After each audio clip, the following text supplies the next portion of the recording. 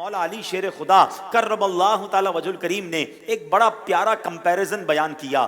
آپ نے تقابل بیان کیا کہ علم افضل ہے یا مال افضل ہے. ذرا غور سے سنیے گا, ٹھیک ہے؟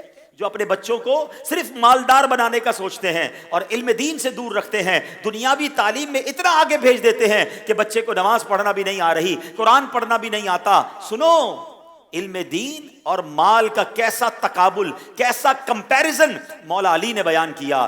آپ فرماتے ہیں کہ مال خرچ کرو تو کم ہو جاتا ہے, علم دین جتنا بانٹو یہ بڑھتا رہتا ہے. ایسا ہی ہے نا, مال پیسے بانٹو کم ہو جائیں گے, مگر جتنا علم سکھاؤ گے اللہ تمہارے علم میں اور برکت ڈال دے گا. فرمایا مال کی بندے کو حفاظت کرنی پڑتی ہے, میرا مال چھن نہ جائے, کوئی لے نہ جائے. اور فرمایا علم جو ہے نا وہ بندے کی حفاظت کرتا ہے. علم دین ہو یہ انسان کی حفاظت کرتا ہے. سبحان اللہ. فرمایا مال تو مسلمان کو بھی مل جاتا ہے, غیر مسلم کو بھی مل جاتا ہے, اللہ کے فرما بردار کو بھی ملتا ہے, اللہ کے نافرمان کو بھی ملتا ہے. چور بھی تو مال کما لیتا ہے, چیٹنگ کرنے والے بھی تو مال کماتے ہیں, معاذ اللہ حرام کر کے بھی لوگ مال کما لیتے ہیں.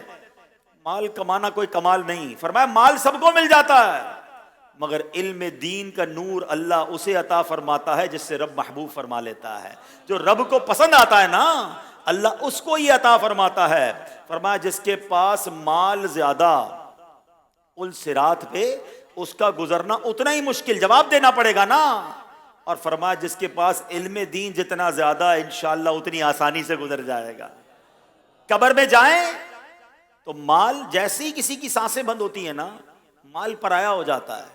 اے مال کے پیچھے ساری زندگی گزارنے والوں سنو, تھوڑے پیسے اور بڑھ جائیں, تھوڑی پراپرٹی اور بڑھ جائے, چھوٹا گھر بڑا ہو جائے, موٹر سائیکل گاڑی میں بدل جائے, اور بینک بیلنس روز حساب چیک کرتے ہیں ابھی اور کتنے ہو گئے, اس مہینے کتنے ہو گئے. سنو, جس مال کے پیچھے ساری زندگی گزر رہی ہے نا, آپ کو پتہ جس دن میری اور آپ کی سانسیں بند ہوں گی, جس دن ہماری آنکھیں بند ہوں گی, یہ سارا مال سڈنلی فوراً ہمارا نہیں بلکہ کس کا ہو جائے گا, ہمارے ورثاء کا ہے, ترکے کا مال ہو جائے گا. بلکہ جو پیسے میری جیب میں ہوں گے نا, جیب میں بھی پیسے ہوتے ہیں نا, والیٹ ہوتا ہے, پرس ہوتا ہے, جس کا انتقال ہوتا ہے نا میت کا, اس کے جیب کے پیسے بھی نکال لیے جاتے ہیں کہ اب یہ میت کے نہیں ہیں, اب یہ ورثاء کے ہیں. ایسا بے وفا مال کہ میرا سارا مال کمایا میں نے, کوششیں میں نے کی, اور ادھر میری آنکھیں بند, ادھر میرا مال پرایا ہے. شرعی مسئلہ بتاؤں آپ کو کہ میت کے مرنے, کسی کے مرنے کے بعد اس کے مال سے اس کا قرضہ ادا کیا جائے گا, اس کے کفن دفن کے انتظامات کیے جائیں گے, ٹھیک ہے نا. لیکن اگر کسی کے مرنے کے بعد کوئی ایصال ثواب کا پروگرام بھی کرنا ہے نا, یعنی میں مر گیا, میرے پاس مثال کے طور پر میں لاکھوں روپے چھوڑ کر گیا, اور میرے مرنے کے بعد میرے ہی ایصال ثواب پر اگر کوئی اجتماع کرنا ہے, کوئی قرآن خوانی کا پروگرام کرنا ہے, تو میرے چھوڑے گئے پیسوں سے نہیں کیا جا سکے گا جب تک میرے ورثاء اجازت نہیں دیں گے, کیونکہ مال میرا نہیں ہے, اب ان کا ہے.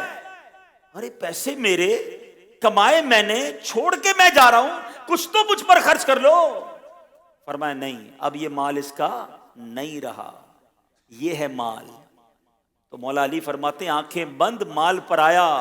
قبر میں مال نہیں جاتا, کفن میں کوئی جیب نہیں, قبر میں کوئی تجوری نہیں, مگر فرمایا علم دین قبر میں بھی ساتھ جاتا ہے, ادھر بھی روشنی لائے گا, ادھر بھی انشاءاللہ رب کی رضا حاصل ہو جائے گی. تو پتہ یہ چلا کہ کوئی کمپیریزن نہیں ہے, کوئی تقابل نہیں ہے مال اور علم کا. مگر بھاگے کس کے پیچھے جا رہے ہیں؟ دنیا کا مال. ارے میرا بیٹا انجینئر, میرا بیٹا ڈاکٹر, میرا بیٹا جناب مالدار, میرے بیٹے نے وہ ڈپلوما حاصل کیا. ہم دنیا والوں کو دیکھ کر کیوں دوڑتے ہیں؟ میں اگین دوبارہ کہہ رہا ہوں, ہم خلاف نہیں ہیں دنیاوی تعلیم کے, لیکن اپنے بچے کو دنیا کے اتنے پیچھے تو نہ بھگاؤ نا کہ وہ قرآن و حدیث ہی نہ پڑھے, وہ علم دین ہی نہ سیکھے.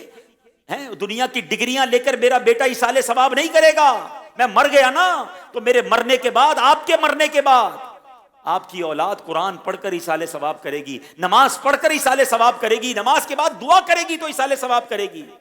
خوش نصیب ہے وہ ماں باپ جن کے بچے نمازی ہیں, وہ روزانہ تحیات میں بیٹھ کر اپنے ماں باپ کو دعائیں دے رہے ہیں.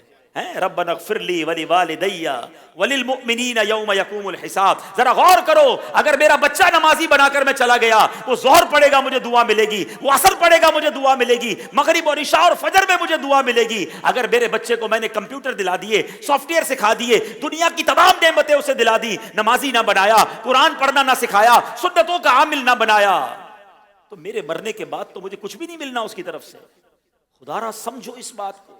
اور جو نوجوان مجھے سن رہے ہیں، اگر آپ کو دنیا میں کسی کام میں ترقی کرنی ہے، پہلے جائز طریقہ چیک کر لو، جائز ہے کیجئے، مگر دین سے دور نہ ہونا، علم دین سے دور نہ ہونا. یہ اصل نعمت اور خزانہ یہ ہے.